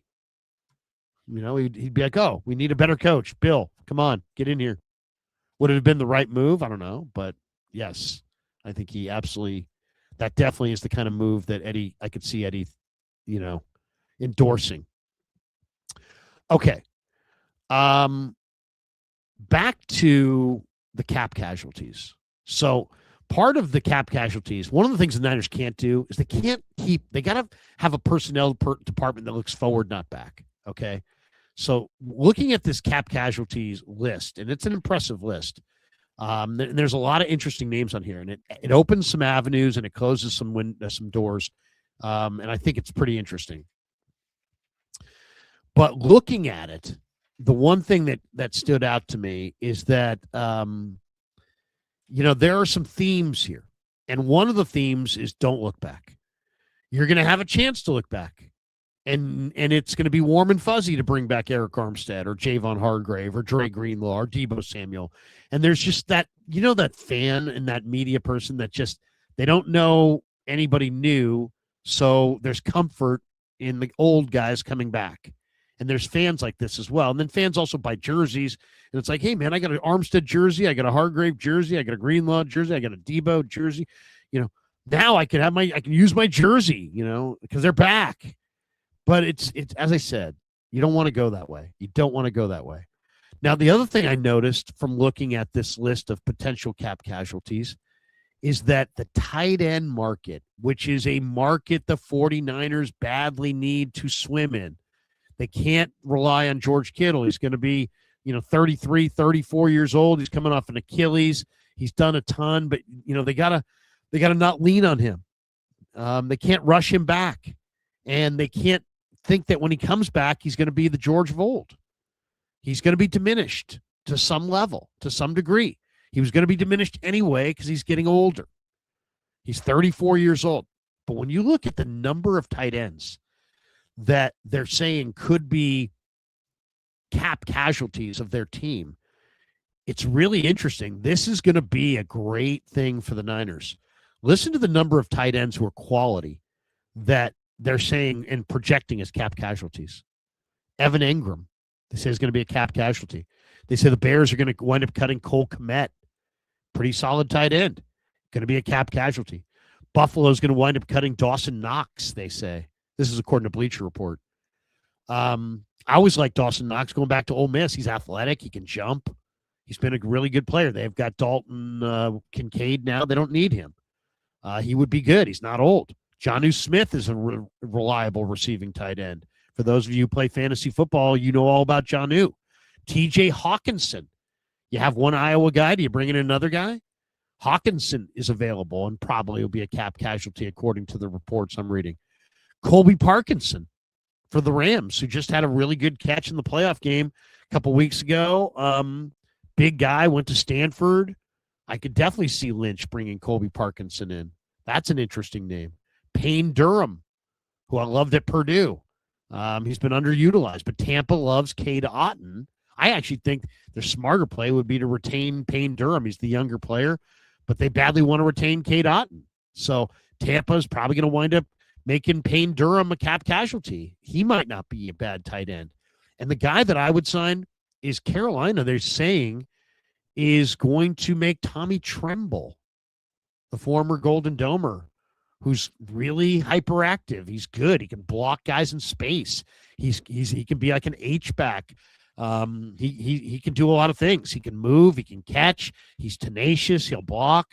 I love Tommy Tremble. I think he's super underrated. He's played on a Carolina team that's horrible with terrible quarterbacks. You take Tommy Tremble out of Carolina and put him on the 49ers, He'd make the Pro Bowl. He'd be awesome. That's the guy that I'd want, Tommy Tremble. But that's a good list, man. That's what 1, 2, 3, 4, 5, 6, 7. That's eight tight ends, and then there's already Kyle Pitts, who's 25, who would be a great option as a free agent, but he's going to cost you. There's Isaiah Likely of the Ravens, who's a good two-way tight end, very, very good upside. There's some interesting tight ends in this draft. It's not like last year's draft where you had Tyler Warren and Colston Loveland. But if you don't want to hit it in the draft, and because they're looking for somebody, what do they got? They got Tonjes, they got Kittle coming back from the injury, you got Farrell, who to me was thoroughly unimpressive. They need a tight end or two. There's no question. They love throwing to the tight end. Tommy Tremble would be a fantastic get for the 49ers. The other thing, looking at this list of potential cap casualties around the league, they're saying that Stephon Diggs, Calvin Ridley, and Devontae Adams are all going to be cap casualties, potentially. And those are interesting names. The Niners are going to need to rebuild the entire wide receiver core. Diggs, I thought, is maybe the reason that Drake May has been so good this year. Calvin Ridley is interesting because he's a talented, player with a number one wide receiver potential. Devontae Adams scored 14 touchdowns this year. 14. And if you want to get better than the Rams, what better way than to take away Devontae? You're also going to need to have, with no Kittle and with, CMC getting older and maybe JJ moving on, no Ayuk, you're going to need somebody who could be a red zone monster. Devontae, as I just said, 14 touchdowns. 14 touchdowns. All right, let's get to and then there's quarterback options. If you like the Reclamation Project quarterbacks, they're saying Justin Fields and Dylan Gabriel could be cap casualties. Now, I don't love either. Gabriel, I think's, kind of a very poor man's version of Brock Purdy, very poor man. And then Fields, I just don't think sees it. He just doesn't see the field. I mean, his name's Justin Fields, and he runs 4.4 flat, but Justin Fields doesn't see the field. And thus, he's horrible in the red zone. And you can't win championships with quarterbacks that are horrible in the red zone. You just can't. Can't win unless they can throw with anticipation. So no more guys like that who can't see the field. If you don't see it, I mean, like even Sam Darnold doesn't really see the field. He waits for the window to open, and then when it's open, he fires it in there. And he's got such a good arm, and JSN's such a great route runner that it's working out for him, but he's late. He's late. He doesn't throw with anticipation. If you're going to be awesome in the red zone consistently, you have to throw to the void. You have to throw with anticipation. You have to lead guys to a spot. You have to be really, really accurate. You got to play on time. That's how you win in the red zone. And I don't know that Fields can do that. In fact, based on what I've seen, he can't do it. So I would steer clear. But he is an interesting name for sure. Now, there's three other guys that I got to mention here. Or I should say, there's two sleepers and two steals. The Eagles, there's two Byron Youngs in the draft a couple years ago. There was the Byron Young, Agent Zero, played at Tennessee. Then there was the Byron Young who played at Bama. The Raiders drafted him, fumbled him away. He went to Philly this last year. He played well in a rotation. But Philly's got big money devoted to, a couple different tackles. They can't pay Byron Young. So there's a lot of talk that he's going to get out of town. That's an underrated player. Interior player, but with a pass rush ability. Byron Young, the Eagles version of the Byron Young, who played for the Raiders before that, the Bama kid. 290 pounds, good pass rusher, good interior rusher, probably going to be pretty cheap. That's an intriguing name. The other sleeper defensive lineman, and especially if they go for Schwartz, if Jim Schwartz comes here, he's immediately going to be like, hey, man, I had Myles Garrett, and I love Nick Bosa, but I need somebody better opposite Nick. And you know who I think is going to be available is Rashawn Gary. They're saying Rashawn Gary of the Packers is likely to be a cap casualty. He had 7.5 sacks this year. He's due to make $28 million. It's too much. They gave all that money to Micah Parsons. Gary is 280 pounds and absolutely talented. If you put Rashawn Gary with Chris Kasarik and Chris could get it out of Rashawn, you got something. You really got something. Now you got a 280-pound menace off the edge opposite Nick Bosa. So Rashawn Gary would absolutely be part of my plan in this offseason. Go get that guy. You're talking Max Crosby. Max Crosby's going to cost you a ton. It's going to cost you a ton of money. It's going to cost you a ton of picks. Rashawn Gary's going to be a cap casualty, and he might be better. He might be better. He's not better than Crosby, but he's better for the price, both salary-wise and, draft pick-wise. You're not going to pay any price. He's going to be on the free agent market. You're just going to tell Rashawn Gary, come play opposite Nick Bosa. He's 280 pounds. He's a beast. He has not played his best football yet. And that bothers me because he's been in the league a while. It's a concern. It's a major concern for sure. But this guy opposite Nick would be exactly what you're looking for. And then you don't have to go for edge rushers in the draft. You can put Gary and keep Huff, put Gary and Huff and Bosa. Those are your three rushers, and tee it up week one and go try to win the Super Bowl. He had 7.5 sacks last year in a somewhat of a down year. I'm not paying him $28 million. He's not worth $28 million, which is why he's going to be a cap casualty. But that's the guy I want. Absolutely, I'd want that guy. All right, let's get to the two steals.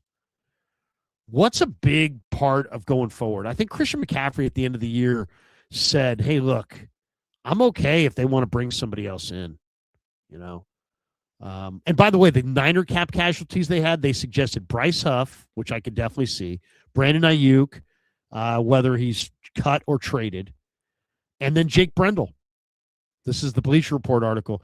Brendel this year graded out really well as a run blocker. He was 31st out of 40 centers in pass protection. Can't pass protect. So wait a second. He's 31st out of 40 centers in pass protection, according to PFF. And we saw on 3rd and 1 and 4th and 1 that Shanahan wanted no part of running behind Brendel against Byron Murphy and Leonard Williams. No part of it. No part of that. Wouldn't even try it. Didn't even try it. 3rd down, 3rd and 1, nope. 4th and 1, nope. Why? If Jake's such a good run blocker, why wouldn't you run on 3rd and 1 and 4th and 1? So whatever those numbers are, they lie. And 31st out of 40 as a pass protector, they need to upgrade that center spot. I don't think there's any question about it. All right, and we're going to get to that right now. To me, there are two steals that I'm looking at this list of cap casualties that I think are absolute steals. Okay, Christian McCaffrey says, you know what? I'm okay if they want to bring in another back, and the Niners should. I'd bring in two. Bring in a couple running backs. I love Jadarian Price from Notre Dame in the draft. Love him. Love him. Probably going to be a 3rd-round pick. You say, isn't the Notre Dame back going in the mid-first round? No, that's their other running back. And that's how great their running backs were. But Jadarian Price was their second back, and he's going to go probably on day 2, maybe day 3 even. It's probably going to be, I would imagine, a mid to late 3rd-round pick. And he's got size and ability, and I really like him. Really like him. Now, he fumbled 4 times. That's a concern. He wasn't used much as a receiver, but that's because the other guy's a great receiver too. But I really do like Jadarian Price. We'll talk more about him in a sec. But the sleeper pickup, there's 2 sleeper pickups, I think, for cap casualties for the 49ers this offseason. One of them is, it looks like Detroit is going to cut David Montgomery. And that would be an unbelievable get. Now, I like Kenneth Gainwell as a free agent. Somebody threw that out this week. I think it was Brad Graham, who was like, hey, Gainwell would be a nice Niner. And I think that's a good one. That's a good name. Gainwell for sure. But David Montgomery played all 17 games this year. He had 158 carries. He played next to Jahmyr Gibbs. They have major cap problems in Detroit.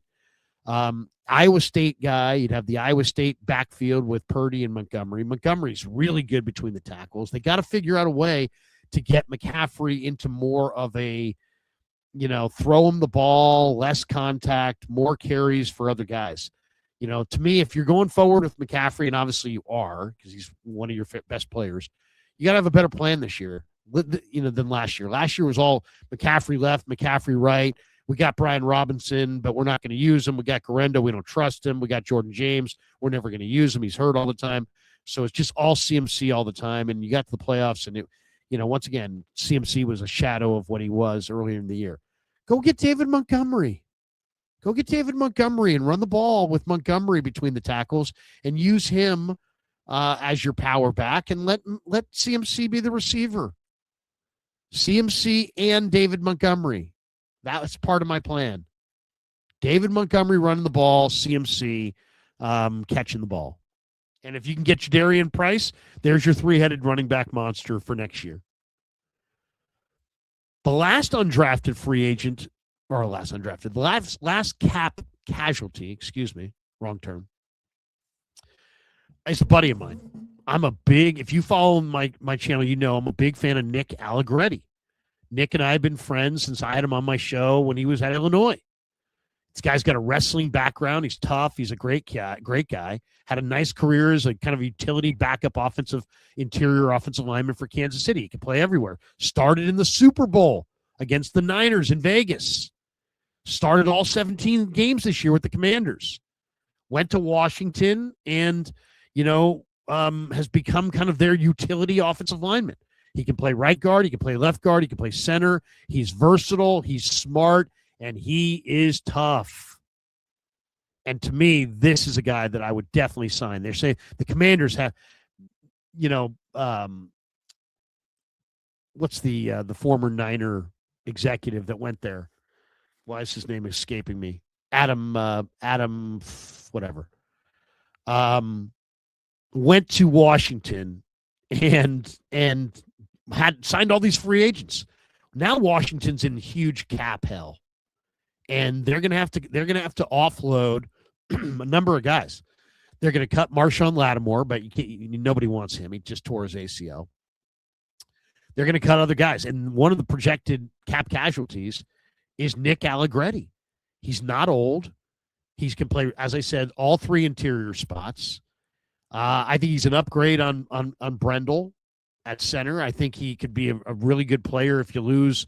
He could be a low-cost replacement to Spencer Burford at left guard. I think he's more assignment sound than Burford.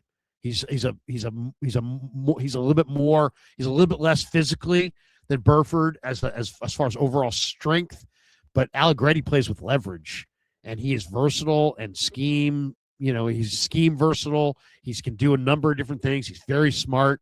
The Niners showed interest in him before he went to Washington. I know that for a fact. He would love to be here. I'm going to text him later on today. I don't want to, now the guy hasn't been cut. And I'm not going to be like, hey, dude, when you're cut, he's going to hate me from that point on. But I am going to tell him. I'm going to say, hey, man, Nick, you got to get your agent on the horn with Lynch and come to San Francisco. This guy was a key cog for the Chiefs. The Chiefs won the Super Bowl because they had a roster full of these kinds of guys, these selfless, smart, team-oriented guys. And this guy would be a very nice addition, especially since you're not sure. You're probably going to draft an interior offensive lineman. You may bring back Brendel. You may not. You may lose Burford. You may not. There's some people that don't feel comfortable with Pooney and feel like he's underpowered. I kind of like Pooney, but I hear what people are saying. Nick Allegretti would be a very nice veteran offensive lineman with interior versatility, and he would be a great get for the 49ers. So there you go. Those are, and then I also want to mention, as I mentioned before, players that I'm really falling in love with as I watch more and more film and watch more and more of their profile. There are a couple guys that I really, really like. And I already mentioned one of them, Jadarian Price, the power runner for Notre Dame, who had 6 yards of carry this year, 674 yards. He had 13 touchdowns. He can catch it out of the backfield. He can run with power. He's kind of a one-cut-and-go running back.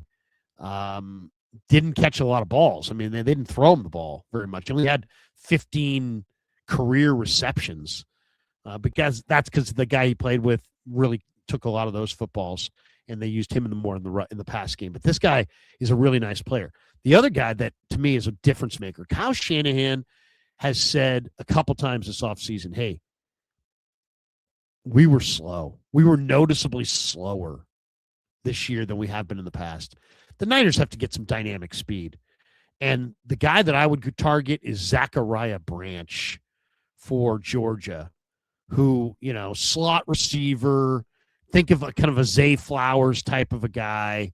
You can use him on bubble screens. I don't know if he's a vertical threat. To be honest, Georgia hasn't used this guy down the field very much, considering he's a burner. This is a guy who at least they've timed him at 4.38. But there's people that believe that Zachariah Branch may break the combine record of 4.21 later on in February in Indianapolis. That's something to watch. He was a 5-star high school recruit out of Vegas, and he went to USC at a high school. Great punt returner and kick returner at 2 years in LA for the Trojans. Explosive acceleration. Led Georgia in receptions, receiving yards, and receiving touchdowns. They used him like the Niners used to use Debo. He's like a Debo type usage. Bubble screens, end arounds, everything within hitches, screens, slants, stuff right around the line of scrimmage, everything within 5 yards of the line. This guy is explosive. If he's even, he's leaving. That kind of a guy. Mel Kiper has him as his number 23 overall prospect, but most people think he's going to go late round 1, maybe more like round 2. He is small, and that would be a concern. I mean, you drafted Cowing, he's fast. Couldn't get on the field. You drafted Watkins, he's fast. Didn't play a freaking lick. Had 1 catch all year. This guy, though, is a difference maker. This guy, you throw this guy 3 or 4 bubble screens a game and let the defenses just squirm. Super burner, Zachariah Branch. Home run hitter. Love this kid. Love him. Absolutely love him. Major difference maker right there. Zachariah Branch. And the more I watch him, the more I think, God, man, I think I would like to have that player on my team. I really would. So, that's kind of what I'm looking at as far as the remaking of this football team. I'm looking at a quarterback position when it's all said and done that I think should include Brock Purdy, Zach Wilson, Curtis Rourke, and Adrian Martinez. Wilson's my reclamation project quarterback 3.0. I'm trading Sam Darnold. At running back, I'm going to wind up with a room that has Christian McCaffrey, David Montgomery, Jadarian Price, in addition to Jordan James, Isaac Guerrero, Kyle Juszczyk. I kind of like Jamal Haynes from Georgia Tech as an undrafted running back. Really like him quite a bit. Runs with great body lean, very explosive. Tight end room is eventually going to have Kittle, Tonjes, Luke Farrell. Niners signed a guy named Hayden Rucci out of Penn State, who's a really solid blocking tight end to maybe challenge Farrell. And my tight end of choice is Tommy Tremble. I want Tommy Tremble. Tommy Tremble would be an amazing Niner. I think he'd make a Pro Bowl with the Niners. Wide receiver-wise, I mean, there's what are you going to do with Ricky Pearsall? I would try to trade him for Brian Thomas Jr. because I think Ricky needs a change of scenery. I think Thomas Jr. needs a change of scenery. I think Ricky's not that durable. Thomas Jr., I think, would be a great receiver in San Francisco in the Niner offense. Bigger player. That's the move I'd make. I've seen enough of Ricky. Demarcus Robinson, Cowing, Jordan Watkins. I try to re-sign Sky Moore if I could. I really like what Sky Moore added. Free agency-wise, maybe I'd be choosing between like a Wan'Dale Robinson from the Giants or Romeo Doubs. I think they both fit. Draft-wise, I'll take the early flyer on Zachariah Branch for that home run hitter. Maybe I'll take a late day 3 pick on a Dylan Bell. I do like the Baylor receivers quite a bit. Cole Wilson and the other guy is really, really good too. He's big and fast and great run after the catch. Check out the Baylor. To me, I like the Baylor and the Georgia receivers. There's 2 on each team, and I like them all.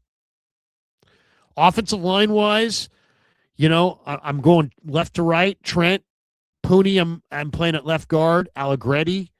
Maybe my favorite guy from Senior Bowl week was Jennings Dunker, the Iowa offensive lineman. I see Lane Johnson. I love Jennings Dunker. If I could find a way to trade back and get Jennings Dunker in the early second round, I would do it. I might even take Jennings Dunker in the first round. That's how much I like Jennings Dunker. You got McKivitz. J.C. Davis is one of my favorite sleeper guys. There's a couple bad reps from the Senior Bowl where he just got bowled over by Zion Young. But J.C. Davis went to McClymonds High School, played at Illinois. Good arm length, good athleticism. I think he's a day 3 offensive line sleeper. Emil Wagner, day 3 offensive line sleeper. I'll franchise tag Eddie Pinheiro if I have to. I'm going to re-sign my entire special teams crew. Pinheiro, Morstead, Weeks, Sky Moore, they're all coming back. Those are the free agents I am re-signing. My special teamers. I'm going into my defensive line year with guys like Nick Posa and Rashawn Gary off the edges. Huff is my third down designated rusher. I think he'll be much better if you can keep him in that role. I'm going to go with C.J. West and Alfred Collins inside. And then I got McKell. I got Keon White. I got Sam O. I like William Bradley King and Sebastian Valdez and Evan Anderson as developmental guys on the back end. And I'm going to bring in a couple guys in the draft. I love the Navy kid, Landon Robinson, who's short but very explosive. And I love this kid, Caleb Proctor, who's a 285-pound menace from Louisiana. Love that kid. Linebacker-wise, needs to be rebuilt. You got Fred, you got Nick Martin, you got Tatum Bethune. I already mentioned to you, I want Torian York. I want to sign Devin Bush, especially if you get Schwartz. I love Torian York and Devin Bush. Undersized guys, yes, but they can run and hit. Sleeper day 3 linebacker, you guys got to check out. My favorite guy, they call him E40. I mean, first of all, anybody who goes by the nickname E40 has got to be a Niner. Go watch the film of Eric Hunter from Morgan State, the linebacker. You guys will absolutely love this guy. Freaky linebacker, can run. I also love Wesley Basaint from Miami, but Eric Hunter. And I like Mac Harris and Jaden, Jaden Schuler, I think it is, for South Florida. There's a couple good South Florida linebackers. Mac Harris and Jaden Schuler, undrafted guys. Wesley Basaint from Miami is probably a day 3 linebacker. But Eric Hunter from Morgan State, he goes by E40 because he wears number 40. And obviously his name's Eric. Love him. I'm finding a way to get Eric Hunter on day 3 of the draft. At safety, I like Jair Brown. I've got Malik Mustafa. I got Marquise Siegel. Derek Canteen was in on the Niners practice squad. I've got hopes for Canteen. And if there's a safety that I really love in this draft, there's 2 of them that I love. One's Bud Clark for TCU. What a coverage player that guy is. Probably going to be a 3rd or 4th round pick. If you can wind up with an extra 3rd or 4th round pick, man, go get yourself Bud Clark at a TCU. This guy's coverage ability that he demonstrated in Mobile is off the freaking chain. This guy is just absolutely a blanket. He is a tremendous cover guy. The other safety that I think is really special, I mean, there's obviously Downs, Caleb Downs, and if you can trade up in round 1 using Mac Jones, Caleb Downs a very safe pick in the middle of the first round. Don't get me wrong. He'd be great, but Jalen Kilgore, South Carolina produced Eman Wari, and Kilgore is 220 pounds and flies and makes plays all over the field. He wears 24 for South Carolina, I believe. Jalen Kilgore, go check him out. He is one of my favorite draft safeties. And now we're down at corner. You got Demo, you got Renardo. If they bring in Schwartz, they're probably going to want to keep Renardo because Renardo plays better in man. There's a lot of talk. I told you my source told me that Ricky Pearsall and Renardo Green may be traded in the offseason. But I think if Schwartz comes in, he'll say, no, let's keep Renardo. So what do you got on the corner? You got Demo, you got Renardo, you got Luter, you got Jacob Robinson. Don't forget Jacob Robinson. He had a really good camp last year. He runs 4.36. Talked to him a couple times this year. That kid's a player. He's coming. That's a good player on the Niners practice squad. That's somebody who was more astute, should have picked off. You got Saron Neal, your special teamer. He's still there. And I'm signing Martin Emerson. With Schwartz, he knows Schwartz's schemes. He's long, he's rangy, he's athletic. I loved Emerson at Mississippi State, and he's coming into his own. He's a freaky long athlete. And, so that would give you what? Lenore, Green, Stout, Luter, I mentioned Stout, Jacob Robinson, Saron Neal, Martin Emerson. That's 7 corners right there. You're pretty covered right there. If you go to camp with 7 good corners, you should be in a pretty good shape. So there you go. There are my thoughts on the other thing. One other guy, the running back for Indiana is really intriguing as well. Kalen Black. I mean, this guy, the explosiveness, the cutting ability, how crisp all of his movements are, the endurance. He just played his entire college football season in the national championship game, then went to the All-Star game and really looked great in the practices. He's probably going to be a day 3 pick. He's 5'10", 207 pounds, 210, something like that. But, man, Kalen Black, go watch the film of Kalen Black, man. He just keeps coming. Keeps playing and plays very hard, very crisp. A lot to like there. So what's the basic message? The basic message is there's a lot of different ways to go about this. But, I know a lot of people will say, get rid of Brendel and go sign Tyler Linderbaum. But you know what? Are the Niners really going to, you got to ask yourself, are they going to take a guy who they're paying Brendel $4 million a year? They're going to take a guy who's better, but, as far as the way they grade out very similarly, and pay him like $16 million a year. It's once again, it's buying off the top shelf, and you can't do that. You got to find your own guys. So I like the Duke kid Parker as a center. I like Coogan as a day 3 center from Indiana. I like Nick Allegretti, and let Brendel go and go sign a guy like Nick Allegretti. Maybe if you could sign Allegretti and draft a guy like Brian Parker in the 4th round, the second out of Duke. I think that's the direction to go. You got to fortify. You're not moving anybody in the run game, and if you can't move anybody, you can't beat them. I think it's really as simple as that. All right, let's hit a couple more supers, and then we will bolt for the door. Let's see. We got this one. What tale my thoughts would tell. If Eddie D was still running the organization, do you think he would have found a way to... Yeah, we got that one, actually. I already answered that. Did you take a look at Omar Cooper Jr., Larry? Yes, I did. And that's another good player. Now, my only question... Now, this is the wide receiver from Indiana. He wore number 3. This is a really solid NFL receiver. Now, I don't know what he's going to run. And... to me, he looks a little ordinary as far as speed. I don't know if he's going to get separation. I got to see what it looks like.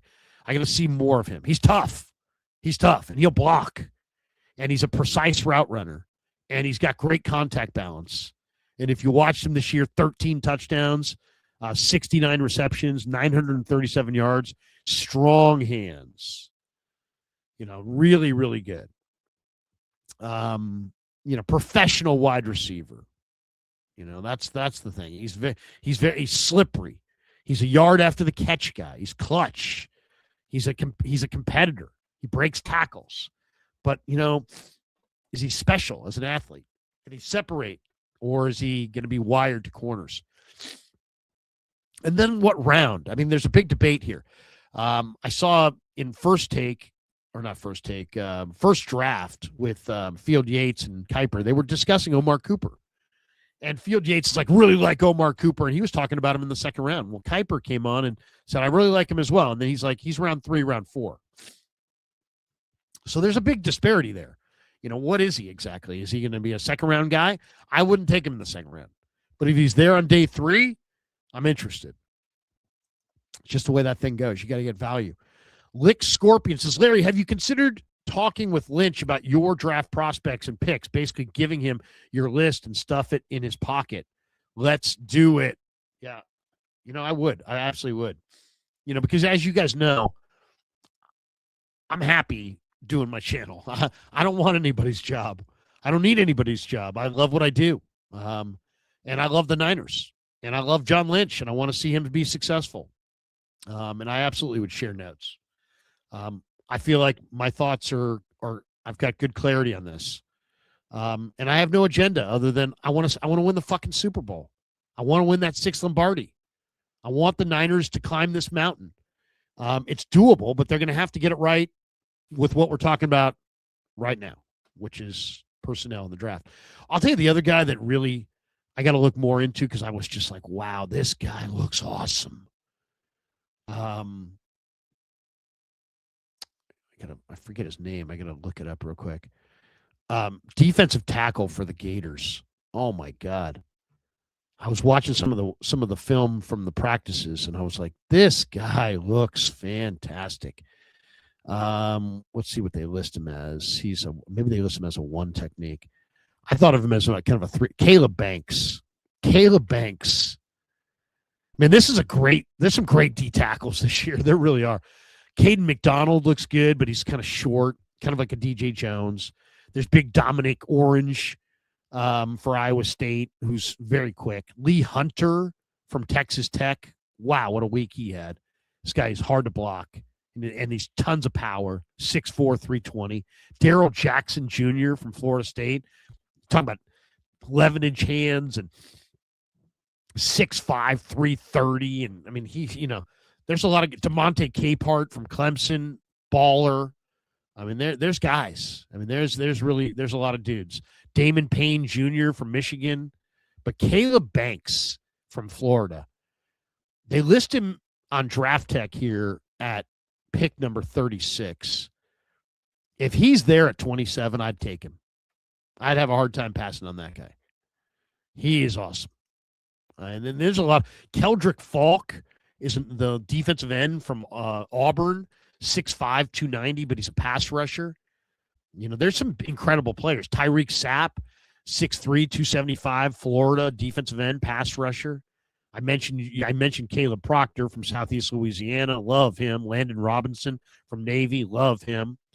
Tyree West from Tennessee. Big fan of him. There's a lot of good ones. There's a lot of really good ones. And then Banks they list as a 1 technique. He is 6'6", 3 1/4, and just awesome. I mean, that Caleb Banks. Now, he looks so good. He's a Detroit kid. He started off at Louisville, and then transferred. And man, 2-time SEC academic honor roll kid. So he's already got his bachelor's degree. I mean, this guy's the real deal. I love the film. What this guy has is unbelievable. 2-time captain in high school. Yeah, just a good player. Caleb Banks. Now, somebody said there's a knee issue. I don't know about that. Maybe that has to be checked out. But 6'6", 6'5", 330, and fast. And the Niners have Collins and West, but if you had Collins and West and Caleb Banks, whoo, that guy is something. Also, offensive line-wise, I love Brian Parker II out of Duke. I mentioned I like Pat Coogan. But there is some really good offensive linemen outside of those guys as well. Guys that really stood out to me. I mean, Chase Besantis from A&M, really good player. But Bo Stevens from Iowa stonewalled Lee Hunter in one of these drills. And Lee Hunter was dominant. And to see him go against Bo Stevens, who has a wrestling background, played guard for Iowa. But I kind of see Bo Stevens as the Niners' future center. I love him. I love Bo Stevens. Keelan Rutledge from G-Tech. What a brawler, tough guy that guy is. Oh, my God. He's really good. He could be a plug-and-play guard. Keelan Rutledge, tremendous player. Jeremiah Wright, the 350-pound offensive guard for Auburn. Whoa. The strength on him was just incredible. It was really amazing to watch his strength. They got two guys. They got another guy named Miller, Isavian Miller. But the two Auburn guys have to be checked out. Auburn does a nice job on the offensive line. Who was an Auburn offensive lineman? Steve Wallace, way back. And then, as far as safe picks go, I mean, the Niners are looking for an offensive tackle. One of these years, they're going to have to use a high pick on a tackle. This is a great tackle draft. Francis Mauigoa, Spencer Fano, Caden Proctor, Caleb Lomu, Isaiah World, Monroe Freeling. They're all going in the first round, most likely, these guys. But there are some other guys. Jennings Dunker was my favorite guy. And how about the guy from ASU? Max, I don't even know how to pronounce this, Iheen Acher. I saw this guy didn't even play football until high school. He's 6'5", 330 with the best feet I've ever seen. It's unbelievable. This guy looks like, if you didn't know, you'd be like, oh yeah, I guess about 285. Look at it. Look how well he moves his feet. He's 330. Max Iheen Acher for ASU. Unbelievable. I mean, truly unbelievable. That is a guy. That is a dude. Yes, he hasn't played a lot of football. Yes, he's going to make some mistakes. Yes, because First would have to coach him up, and he's not a plug and play guy. He's a prospect. He's raw, but that's a first round tackle, man. And that's a first round. That is a first round tackle with the highest traits I think I've ever seen, as far as that big and that kind of movement ability. And this guy was just awesome. He looked awesome. I mean, awesome, like really, really awesome. So that ASU kid is spectacular, and I would have no problem if they took him, even as a projection. I mean, it's just like, whoa, this guy's flying. He said the footwork is off the charts, and then you say he's 330 pounds, and the power, the way he threw guys away, it was crazy. It looked amazing. Couple last ones. Dimitrov, Davison Igbanuson from Ohio State is a crazy cornerback, tall and blazing fast. Yeah, I like that one. Buckeyes also produced some really good players, right? I mean, on the perimeter, receivers and corners, they produced them at a high level. We got this one as well from What Tale My Thoughts Will Tell. Any chance the 49ers could land NC State's athletic pass catcher, Justin Joly? Yeah, I really like Joly as well. Like 6'4", 6'5", or 6'4", like 250 pounds, but real good movement skills. I loved how precise and strong he was. When I say precise, as far as he plucked the ball with his hands, his movement was really, really crisp. He's one of the tight ends that I really like. I mean, the tight end position is a hard position to evaluate. Kenyon Sadiq is going to be a first-round pick, and he reminds me of Vernon Davis. I'll be very eager to see what he runs. He's big and fast and athletic and a difference maker. Then there's Eli Stowers from Vandy. Really like Eli Stowers. Max Clare from Ohio State, good player as well. Michael Trigg from Baylor, really good player. The guy, Jolie, is on this list for sure. The guy that opened my eyes, though, was the guy from Houston, Tanner Koziol, 6'6", 240, with great hand-eye coordination. I also like Sam Roush from Stanford, Stanford had a terrible offense, but this guy is a strong inline blocker, and I think there's upside there as a potential as a receiver. Also, the Mississippi State tight end, Seydou Traore, definitely a good movement tight end. This is a group that's going to have to be examined. The Arizona State tight end, Shaman Mateer, is really interesting. 6'4", 260, really interesting. Sleeper tight end, I'll give you this one. Russell Maryland's kid. Remember Russell Maryland, who played for the Cowboys? Well, he obviously raised his family there in Dallas because he played for the Cowboys. His kid plays for SMU. RJ Maryland, probably Russell Jr., I would guess. 6'4", 235. He's a flex tight end. He's a movement tight end. He's like a Tonjes, but he's got great hands, man. Great hands. RJ Maryland is going to be a really nice receiving tight end. You know, he grew up in Southlake, you know, kind of a rich kid in Dallas there, son of a pro, but 4-star recruit out of high school, Southlake Carroll. They won the state title when he was there. Everybody wanted this guy. This guy also ran track. He chose SMU over Boston College, Miami, Houston, Liberty, La Tech, Michigan State, Ole Miss, Purdue, Tulane, Central Florida, Wisconsin. I mean, everybody wanted this kid, RJ Maryland. And he's a good receiver. He's a really good receiver. He's all ACC honorable mention in 2024, 6'4", 240, you know, but I really like RJ Maryland as a day 3 tight end. I think he's going to be a very, very good NFL player. All right. That, I think, is going to do it for us. Thanks to everybody. Thanks. We need to thank our good friends that we haven't thanked yet at Habbas Law. Big fans of Habbas Law. 1-800-INJURED. They will fight to make it right. You know, my late father was an attorney. My brother's a judge, started off as an attorney. My sister's an attorney. You know, when you're in a pickle, you need a good attorney. And Habbas Law, they're the best. They're absolutely the best. Best PI attorneys there are. You've been injured, you want to win, you want somebody who can help you battle the insurance companies, HabbasLaw.com. They will fight to make it right. HabbasLaw.com. Once again, 1-800-INJURED, HabbasLaw.com on the web. Thanks to Omar and Tarek Habbas and the entire Habbas family for advertising on the Krug Show. We appreciate you guys. And once again, if you guys are in a pickle, you need insurance companies holding you up, and you need somebody to fight your fight, give them a call. They'll do right by you. 1-800-INJURED, Habbas Law. They will fight to make it right. And that's going to do it for us. Hope you enjoyed the live stream. Got a lot done. Until next time, peace. Yeah, never met a man.